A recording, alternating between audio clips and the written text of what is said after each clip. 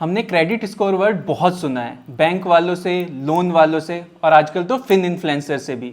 तो चलिए समझते हैं कि ये क्रेडिट स्कोर होता क्या है और ये हमारे लिए क्यों इंपॉर्टेंट है। ईयर 2000 से पहले भारत में क्रेडिट स्कोर नाम का वर्ड एग्जिस्ट ही नहीं करता था और अगर आपको बैंक से लोन लेना है तो आपको बहुत सारे डॉक्यूमेंट देने पड़ते थे और साथ साथ आपको अपने पुराने लोन्स और उनको की गई पेमेंट का भी पूरा ब्यौरा बैंक को देना पड़ता था। और इशू केवल यही नहीं था, हर बार बैंक से लोन लेने के लिए ये प्रोसेस बार बार रिपीट करना पड़ता था।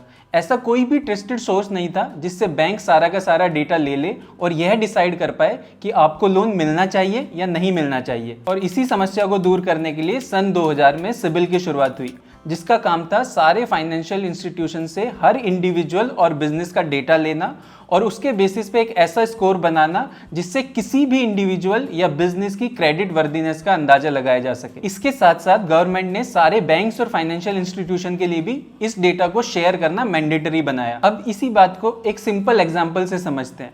सपोज आप एक शहर में रहते हैं जिसका नाम मेरठ है और वहां पर कोई भी बैंक नहीं है। वहां पर 10 ऐसे लोग जिन्हें हम साहूकार भी बोल सकते हैं, वो हैं जो लोगों को कर्जा प्रोवाइड करते हैं और वो सारे साहूकार एक दूसरे को नहीं जानते हैं और उनके पास आपस में डेटा शेयर करने का भी कोई तरीका नहीं है। अब अगर कोई आदमी एक साहूकार के पास उधार मांगने जाता है तो उस साहूकार के पास कोई तरीका नहीं है कि वो यह पता लगा सके कि इस आदमी ने पहले किसी से उधार लिया है, अगर लिया है तो वापस किया है या नहीं किया है। इसके हिसाब से उस साहूकार के पास कोई तरीका नहीं है उस आदमी की क्रेडिट वर्दीनेस को पता करने का। और इस सिचुएशन में उधार देने के लिए साहूकार या तो बहुत ज्यादा इंटरेस्ट चार्ज करेगा या उससे कुछ ना कुछ गिरवी रखवाएगा और उसके बाद भी वो यह इंश्योर नहीं कर सकता है कि उसका पैसा वापस आएगा या नहीं, और इसी डर की वजह से वो काफी कम पैसा उधार में देगा। अब शहर के सारे साहूकार एक मीटिंग करते हैं और उस मीटिंग में डिस्कस करते हैं कि इस इशू को कैसे रिजॉल्व किया जाए और काफी डिस्कशन के बाद वो एक एम्प्लॉय हायर करते हैं, दिनेश। अब समझते हैं कि दिनेश का काम क्या है।